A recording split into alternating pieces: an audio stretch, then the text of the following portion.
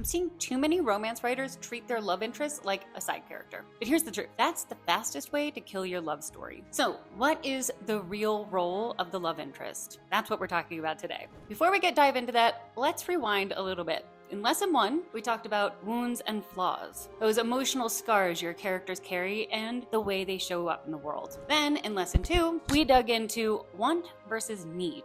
The idea that your hero thinks they know what will fix them, but what they really need is something scarier, deeper, and more healing. Today, we're putting those ideas together and adding in the love interest, because in romance, those two things cannot live in separate boxes, they have to collide. A love interest has to do more than kiss well, unfortunately. Their real job is to poke at your hero's wounds and expose those flaws. In Gwen Hayes' book, Romancing the Beat, great book by the way, she mentions how protagonists in a romance are each other's antagonist. That's why it works. It's push and pull at the same time. That's where the sparks come from, the constant clash between desire and resistance. What this means is you can't give your characters two neat parallel arcs. They can't just happen to be growing side by side, checking in for kisses along the way. Nope, their flaws have to intersect. Their wounds have to bump up against each other. He's terrified of vulnerability, she's going to call him out on every wall he builds. She's obsessed with control, he's going to be the chaos that forces her to let go. The love interest is tailor-made to test the hero. Their presence creates friction that forces both characters to confront what they'd rather ignore. That's why their arcs are interconnected. They don't just fall in love, they crash into each other, break each other open, and then build each other back up. Think about Lizzie and Darcy in Pride and Prejudice. Her flaw, prejudice. His, pride. They poke at each other's blind spots until they have no choice but to change. Or Kat and Patrick in 10 Things I Hate About You. Kat's armor is her hostility, and Patrick keeps needling until the vulnerability cracks through. Or Lucy and Josh in The Hating Game. She wants to be liked, he needs to be respected. They collide in ways that make them both grow. But here's the thing, all of those examples I just named, they're all versions of enemies to lovers. It's pretty easy to see how the love interest is the antagonist in enemies to lovers, right? But antagonist doesn't necessarily mean villain, and it doesn't always mean enemies to lovers either. Your love interest doesn't have to be the person your hero hates. They just need to stand in the way of the easy path, the shallow want that we've talked about. Maybe they're too perfect, or maybe they're the boss, or the best friend, or the new neighbor. Whoever they are, they're unknowingly making the hero face their flaws, or maybe knowingly,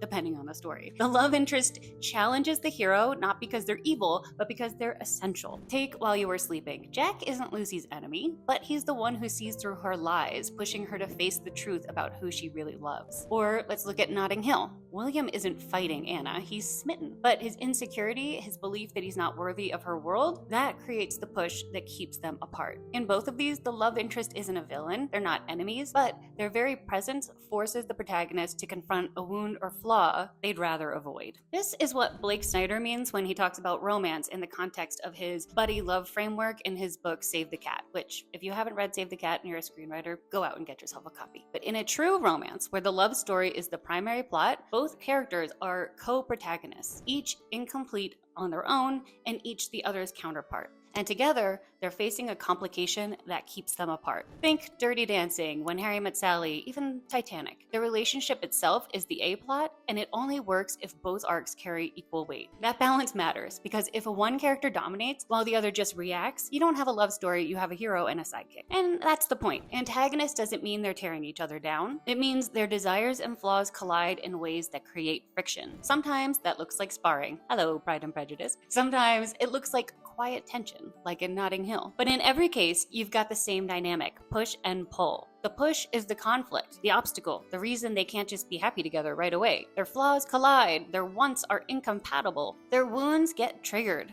The pull is the attraction, the chemistry, the undeniable draw that keeps them coming back anyway. When those two forces play off of each other, attraction pulling them in, conflict pushing them apart, that's where you get delicious tension. That's what keeps readers and viewers glued to the page or screen. If you lean too far into the pull, there's no conflict. Too far into the push, and it's just fighting. But when you balance both, that's where the magic happens. To recap, So, the role of the love interest isn't to sit pretty until Act 3. They're the engine of growth, they're the antagonist and the soulmate. The one who pushes the hero away from what they want while pulling them toward what they need. And when their flaws collide, that's when we get sparks, conflict, and a romance worth rooting for. Here's your homework. Write down your hero's biggest flaw or wound. Now ask yourself, how does the love interest poke at that wound? Where do their flaws collide? If you can't point to at least 3 moments where those flaws clash on the page, I think maybe you've got more work to do. In the next video, we'll dive into the structure of romance, the beats every love story needs to hit. Because once you know what your characters want, what they need,